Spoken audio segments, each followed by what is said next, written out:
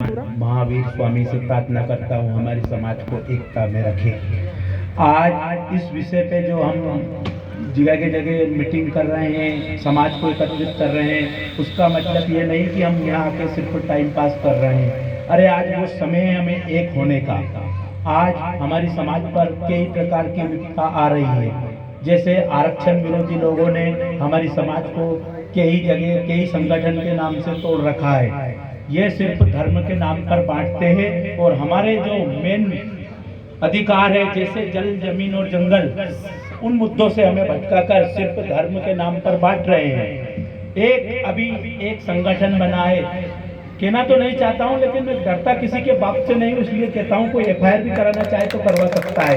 अभी एक हमारे आदिवासी को गुमराह करने के लिए एक संगठन बना है, हिंदू युवा जनजाति संगठन।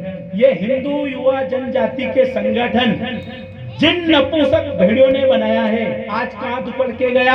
हमारी बहन बेटी की आबरू लूटी गई नेमावर में, हमारे 4 बेटी और एक भैया को मारकर जमीन में गाड़ दिया गया और वो नपुंसक का संगठन एक भी शब्द आकर नहीं बोला, ना हमारे साथ खड़ा रहा। अरे क्यों गुमराह कर रहे हैं हमारी समाज को? हिंदू के नाम पर, कई मुसलमान के नाम पर, तो कई धर्म के नाम पर हमें भटका रहे हैं। अरे हम आदिवासी है, आदिवासी ही रहेंगे। अरे हिंदू की समाज की रक्षा के लिए हमारे पूर्वजों ने शीश कटा दिया है। इतिहास गवाह है, जहां मुंड कटे रुंड लड़े, ऐसा इतिहास रहा है हम भील भिलाला का।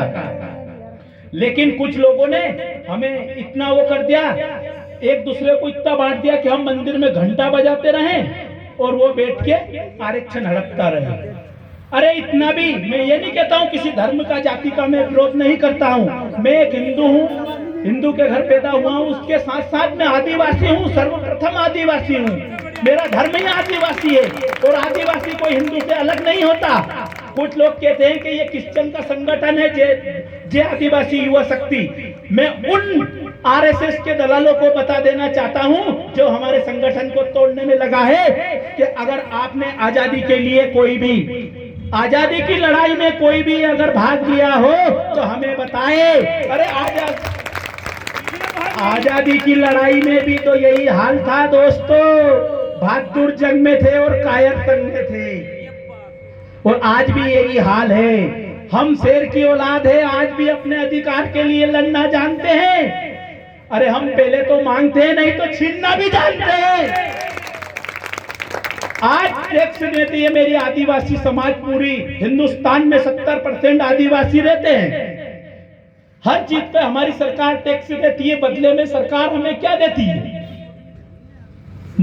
संघ के जो राष्ट्रीय आदिवासी जो हमारा एक संघ चल रहा है हिंदुओं को के नाम पर, विश्व हिंदू परिषद। दूसरा चल रहा है आरएसएस के मुख्य जो प्रमुख है मोहन भागवत जी, टैक्स हमसे लेते हैं वो सरकार, और सुविधा मोहन भागवत जी को मिल रही है। अरे क्या मोहन भागवत जी का बाप का योगदान था इस देश को आजादी कराने में? क्या मोहन भागवत जी ने देश के लिए कोई ऐसी सेवा की जो आप उनको सुविधा दे रहे हो? अरे सुविधा देनी हो तो हमारे डॉक्टर हीरालाल जी अलावा जी को दीजिए,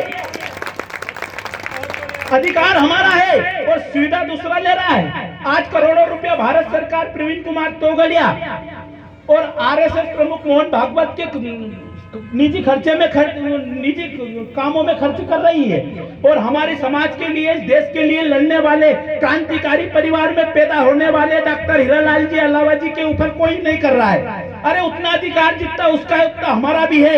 या तो इन दोनों की सुविधा बंद होनी चाहिए सरकारी फंड की, या फिर डॉक्टर हीरालाल अलावा जी को भी मिलनी चाहिए। अरे टैक्स हम दे रहे हैं, 70% लोग का टैक्स भेला करे और 10% का करिए, किससे ज्यादा टैक्स वसूली हो रही है, और फिर अन्याय भी हम सहे। अब ये आदिवासी समाज अन्याय को बर्दाश्त नहीं करेगी। हम मांगना भी जानते हैं तो छीनना भी जानते हैं। इतिहास उठा के देख लो, हम वो क्रांतिकारी है। अरे हम अंबेडकर बन, संविधान उठाए तो अंबेडकर बन जाए, तीर उठाए तो टंट्या मामा बन जाए। लेकिन मेरी समाज एक नहीं हो रही, इस बात की मुझे दुख है। अरे हम 70% होकर भी 10% की गुलामी कर रहे हैं, इससे बड़ी शर्मिंदा की बात और क्या हो सकती है।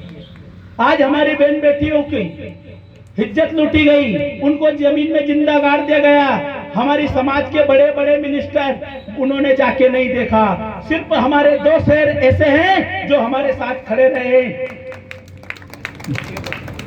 डॉक्टर हीरालाल जी अलावा और दूसरा मेरा जी, दोनों हमारे बीच में खड़े रहे हैं। और ऐसे लोगों को हमें सम्मान करना चाहिए, उनके सिद्धांतों पे चलना चाहिए। और ये अगर हम एक नहीं रहे तो बिखर जाएंगे, और बिखरने हुए आदमी की कोई कीमत नहीं होती। माला टूट जाती तो पारों की कोई कीमत नहीं होती। हम सबको एक माला की तरह सुत में रहना चाहिए। सुत वाला आदमी इस देश को तरक्की की ओर, समाज को तरक्की की ओर ले जा सकता है। मेरे भाइयों, मेरे भिलाला समाज के बंधुओं, मेरे आदिवासी परिवार के बंधुओं, आप जो सबसे हाथ जोड़कर मेरी यही विनती है, आप एकत्रित रहे और शिक्षित रहे। शिक्षा ही सबसे बड़ी हमारा हथियार है। अगर हम शिक्षित रहे तो हम अपने अधिकारों के लिए लड़ सकते हैं। यदि हम शिक्षित नहीं रहे तो अपना अधिकार से हम वंचित रह सकते हैं। इसलिए शिक्षित रहो, एक दूसरे की टांग खींचने की बजाय धक्का देना सीखो, जिससे हमारी समाज आगे निकल जाएगी। बोलना तो बहुत कुछ था, लेकिन समय का अभाव थे, इसलिए मैं अपने कम से कम समय में अपनी वाणी को विराम देता हूँ और मेरी भिलाला समाज को कोटि कोटि नमन करता हूं।